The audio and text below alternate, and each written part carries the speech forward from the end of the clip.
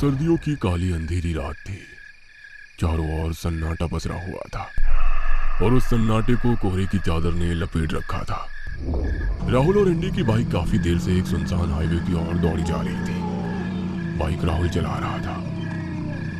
Andy bike के पीछे बैठा हुआ बार बार कभी अपने मोबाइल को देखता तो कभी अपनी घड़ी को देखता। उसके मोबाइल से नेटवर्क गायब थे। एंडी और राहुल दोनों बिजनेस पार्टनर थे और वो अपने बिजनेस के किसी जरूरी काम के लिए हिमाचल के एक छोटे से गांव धुलिया गांव आए हुए थे। उन दोनों का काम दोपहर में ही खत्म हो गया था। वो दोनों शाम के वक्त धुलिया में अपने मिलने वाले की बाइक लेकर घूमने के लिए निकल गए, मगर वापसी में वो रास्ता भटक गए। राहुल को बाइक चलाते हुए काफी देर हो चुकी थी। यार काफी देर हो गई है, रात के 11:30 बजे हैं। आखिर धुलिया गांव को जमीन निकल गई या आसमान निकल गया? अरे मुझसे क्या पूछ रहा है यार, मुझे तो अब खुद टेंशन हो रही है। बाइक में तेल भी खत्म होने की कगार पर है और यहाँ दूर दूर तक कोई पेट्रोल पंप भी नजर नहीं आ रहा है। मुझे तो लगता है कि यहाँ आसपास हम दोनों को रात में रुकने के लिए कोई तो ठिकाना तलाशना पड़ेगा। मुझे तो यहाँ पर सन्नाटे और कोहरे के अलावा कुछ नजर नहीं आ रहा और अब मुझे ठंड भी लग रही है। सही कह रहा है यार, मुझे इस वक्त चाय की बहुत ज्यादा तलब महसूस हो रही है। तभी राहुल की नजर हाईवे से सटे हुए एक कच्चे रास्ते पर पड़ी। राहुल ने बाइक वहीं रोक दी और उस कच्चे रास्ते की ओर बड़े गौर से देखने लगा। उसे कोहरे में दूर से हल्की हल्की मध्यम मध्यम बल्ब की रोशनियां नजर आ रही थी। यार मुझे लगता है कि वहां कोई गांव है। अगर तुझे वाकई लगता है तो फिर बाइक वहीं मोड़ दे।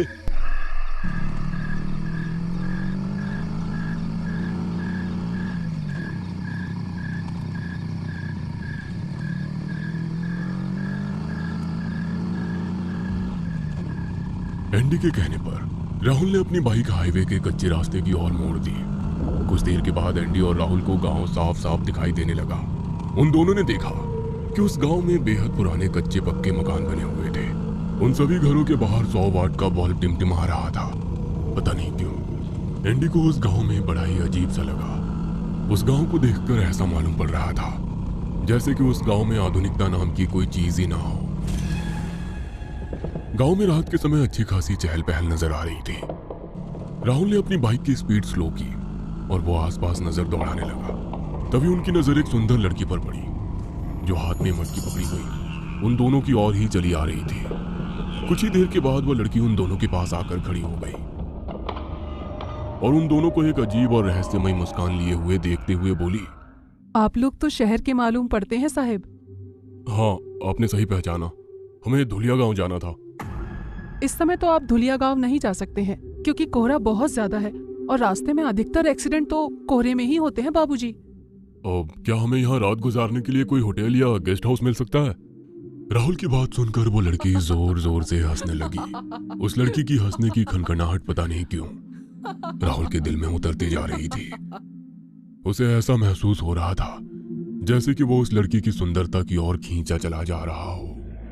ये गांव है बाबूजी, यहाँ आपको होटल या गेस्ट हाउस नहीं मिलने वाला बल्कि चाय की चौपाल मिलेगी। आप अपना समय गांव की चौपाल में चाय पीते हुए लोगों के बीच बातचीत करके बिता सकते हैं। मैं आपकी बात का मतलब नहीं समझा। शहर के लोग हो ना, इसीलिए नहीं समझे। गांव के होते तो तुरंत समझ जाते। इतना बोलकर उस लड़की ने मुस्कुराते हुए अपनी उंगली से सामने की ओर इशारा किया। राहुल और एंडी ने देखा कि उन दोनों के ठीक सामने एक घने पेड़ के नीचे एक छोटा सा ढाबा टाइप का कुछ बना हुआ था जहां पर कुछ मेज कुर्सियां रखी हुई थी और कुछ लोग वहां पर बैठे हुए गर्मा गर्म चाय का आनंद ले रहे थे। गरम गरम चाय देखकर राहुल को काफी सुकून महसूस होने लगा। राहुल ने बड़ी स्पीड से अपनी बाइक उस पेड़ के नीचे खड़ी कर दी।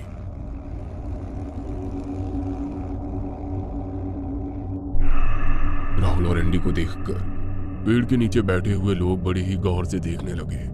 उनमें से एक व्यक्ति जो दिखने में काफी बूढ़ा नजर आ रहा था राहुल और एंडी की ओर देखकर बोला, ठंड बहुत ज्यादा है, तुम दोनों यहाँ आकर जलते हुए अलाव के पास बैठ जाओ, तुम दोनों को सर्दी में काफी राहत मिलेगी। राहुल और एंडी कुछ देर इधर उधर देखकर चुपचाप जलते हुए अलाव के पास जाकर बैठ गए। मगर पता नहीं क्यों एंडी को वहां पर अब कुछ अजीब सा महसूस हो रहा था। उसके अंदर ही अंदर एक विचार बार बार आ रहा था कि कुछ ना कुछ तो यहाँ पर गलत जरूर है। मगर उसने कुछ सोचकर राहुल से कुछ नहीं कहा। क्या हमें 2 कप चाय यहाँ मिल सकती है? अरे बेटा, ये गांव की चाय की ही चौपाल है, कुछ अपने बारे में सुनाओ और कुछ हमारी सुनो। हमारे गांव की चाय दूर दूर तक प्रसिद्ध है। इतना कहकर उस बूढ़े व्यक्ति ने सामने खड़े हुए व्यक्ति को 2 कप चाय का ऑर्डर दे दिया।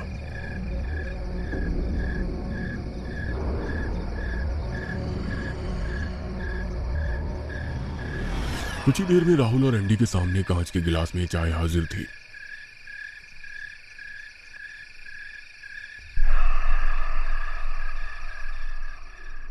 एंडी राहुल के कान में आहिस्ता से बोला, राहुल, मुझे यहाँ कुछ अजीब सा लग रहा है, और यहाँ के लोग भी। मैंने गांव में भी सर्दी में रात के समय कभी भी चाय की चौपाल जमते हुए नहीं देखी। अपनी बकवास बंद कर, चुपचाप चाय पी। चाय में से गरम गरम धुआं निकल रहा था। राहुल उस बूढ़े व्यक्ति से बातचीत करते हुए चाय की चुस्कियां लेने लगा, मगर एंडी का चाय पीने का बिल्कुल भी मूड नहीं था। उसने सबकी नजर बचाकर चाय जमीन पर फेंक दी। चाय खत्म करके राहुल एंडी की ओर मुड़ा ही था कि तभी अचानक वो जोर जोर से खांसने लगा। वो अपना गला पकड़कर खड़ा हो गया। कुछ ही देर में राहुल खून की उल्टियां करने लगा। ये देखकर एंडी के हाथ पैर ठंडा पड़ गए। एंडी चीखता हुआ उन सब की ओर देखकर बोला, तुमने चाय में आखिर क्या मिलाया था? मगर एंडी की बात पर वहां बैठे हुए सभी लोग अजीब से अंदाज में जोर जोर से हंसने लगे। अगले ही पल उन सभी के चेहरे देखते ही देखते बेहद भयानक हो गए। उन सभी के चेहरों से मांस लटकने लगा और उन लटकते हुए मांस में अजीब से बड़े बड़े भयानक तरह के कीड़े लटक रहे थे, जो एंडी को खा जाने वाली नजरों से देखने लगे। तभी एंडी ने देखा कि राहुल एक चीख के साथ वहीं जमीन पर गिर पड़ा। एंडी दौड़ता हुआ राहुल को उठाने लगा।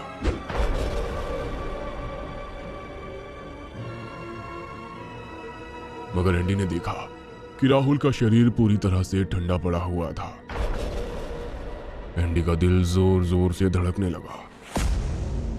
अचानक राहुल ने अपनी आंखें खोल ली। राहुल की आंखों को देखकर एंडी की दहशत से रोंगटे खड़े हो गए। राहुल की आंखें बिल्कुल सफेद हो चुकी थी और देखते ही देखते राहुल की शक्ल भी उन्हीं भयानक गांव वालों की तरह तब्दील होने लगी। एंडी बड़ी फुर्ती से 4 कदम पीछे की ओर हट गया। कुछ ही देर में राहुल एंडी को देखकर भयानक अंदाज में हंसते हुए बोला, यहाँ की चाय बहुत ही स्वादिष्ट है एंडी। तुम्हें एक बार यहाँ की चाय का जायजा जरूर लेना चाहिए। इतना कहकर राहुल धीरे धीरे कदमों से उन्हीं भयानक लोगों के साथ जाकर खड़ा हो गया। यहाँ भूतों की चाय मिलती है जो हर किसी को पीनी नसीब नहीं होती। तुम्हें यहाँ की चाय पीनी ही पड़ेगी। एंडी बदहवासी की हालत में पागलों की तरह वहां से दौड़ने लगा। उन भयानक लोगों के हंसने की आवाजें एंडी के कानों में टकरा रही थी, मगर एंडी ने अपने कदम नहीं रोके। वह जितनी ताकत से भाग सकता था भाग रहा था। सच तो ये था कि उसे ये भी नहीं पता था कि वो किस दिशा की ओर भागा चला जा रहा था। कुछ देर के बाद उसे धूलिया गांव नजर आने लगा। एंडी धूलिया गांव पहुंचकर बेहोश हो गया।